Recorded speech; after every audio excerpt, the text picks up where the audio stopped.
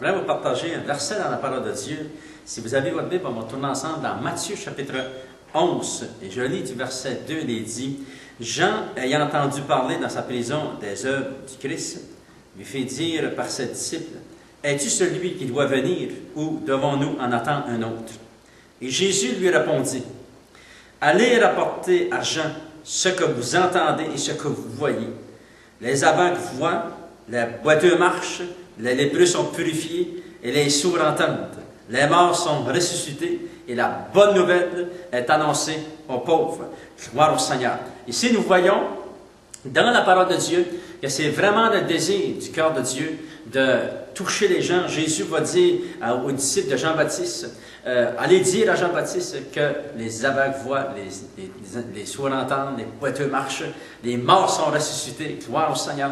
Et nous voyons ici dans ces quelques versets que c'est vraiment le désir du cœur de Dieu de toucher encore aujourd'hui, de guérir encore aujourd'hui, de sauver celui qui crie à Dieu encore aujourd'hui. Le Seigneur est là pour nous venir à notre rescousse, venir à notre secours. Gloire à Dieu. Et vraiment, c'est le désir du cœur de Dieu de nous toucher, de nous consoler, de venir et répondre à notre prière. Et pour quelques instants, j'aimerais partager avec vous le jour après que nous avons donné notre cœur à Dieu, le jour après que nous avons accepté le Seigneur dans notre cœur, ou le jour après que nous avons reçu une guérison de Dieu. Peut-être qu'on a prié ensemble, vous avez reçu une guérison de Dieu. Et si vous avez été touché de Dieu, gênez-vous pas, vous pouvez nous écrire sur le site. Vous avez un endroit pour nous raconter qu'est-ce que Dieu fait dans vos vies. Mais lorsque nous recevons une guérison, ou lorsque nous recevons le salut de Dieu, il y a des choses très importantes dans la parole de Dieu qui nous est enseignée. Comment réagir et comment se positionner pour garder notre salut ou garder la guérison que Dieu nous a donnée. Gloire au Seigneur. Nous voyons dans la parole de Dieu, premièrement, pour garder notre guérison, garder notre salut, garder notre délivrance que le Seigneur nous a donnée, nous devons veiller sur nos paroles. Nous devons veiller sur les paroles que nous pouvons dire. Il est dit dans la parole de Dieu que nous avons au pouvoir de la langue. Nous avons au pouvoir de notre langue, soit que nous pouvons répandre la vie ou la mort. Fait que les paroles que nous disons sont très importantes. Si vous avez déjà fait la prière de repentance, vous avez invité le Seigneur Jésus dans votre cœur, croyez sincèrement à la parole de Dieu et le salut est entré dans votre cœur. Si vous avez reçu une guérison, on a prié pour une guérison pour vous, croyez à la parole de Dieu et lorsque vous avez reçu cette guérison, ne doutez pas dans votre cœur. Confessez votre guérison en Jésus, gloire au Seigneur. Ça, c'est la première chose. C'est très important de veiller sur nos paroles, de parler positivement.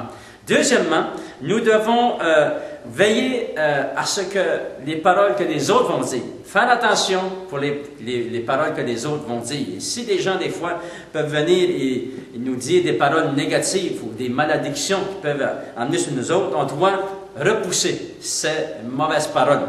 Nous avons un exemple dans Marc chapitre 5, verset 35 jusqu'au verset 36. Nous savons qu'ici, c'est Jairus qui avait été vers Jésus et sa fille était à l'extrémité, très malade à la maison. Et ça dit que lorsque Jairus était avec Jésus en route, Jésus allait à sa maison pour guérir sa fille. Quelqu'un de sa maison est arrivé pour dire à cet homme que sa fille était décédée. Et de ne plus déranger le maître. Ne dérange plus le maître, ta fille à la maison est décédée. Et Jésus immédiatement a vu le visage de cet homme Jairus et il a dit à Jairus, Jairus, ne crains pas, mais crois seulement.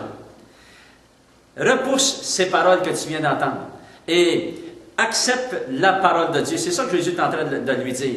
Ne te décourage pas. Je vais aller prier pour ta fille et je vais la ressusciter. Tout est possible à Dieu.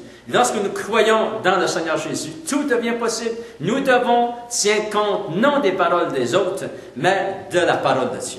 Et lorsque Dieu vous dit qu'il guérit encore aujourd'hui, il guérit encore aujourd'hui. Et j'aimerais prendre l'opportunité, peut-être vous avez besoin de guérison maintenant. Seigneur, je prie maintenant au nom de Jésus. Je prie pour ton fils et ta fille. Tu entends le cri de son cœur. Et je prie pour une guérison complète dans son corps. Au nom de Jésus, interviens maintenant. Au nom de Jésus, je t'ai prié. Et que Dieu puisse vous bénir abondamment.